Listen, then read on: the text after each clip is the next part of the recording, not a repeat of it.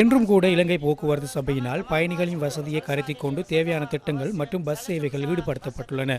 10ஆம் திகதி முதல் 21ஆம் திகதி வரை 2 கட்டங்களின் கீழ் பஸ் சேவை இடம்பெறும் நிலையில் பெரும்பாலான தினங்களில் 200 மில்லியன் ரூபாய் அல்லது அதற்கு அண்மித்த தொகை வருமானம் இலங்கை போக்குவரத்து சபைக்கு கிடைத்துள்ளது.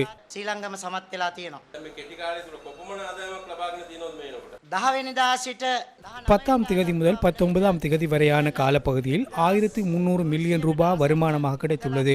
இன்றும் நாளையும் அதிகபட்ச வருமானத்தை பெற்றுக்கொள்வதற்கான வாய்ப்பு உள்ளது என நம்புகின்றோம்.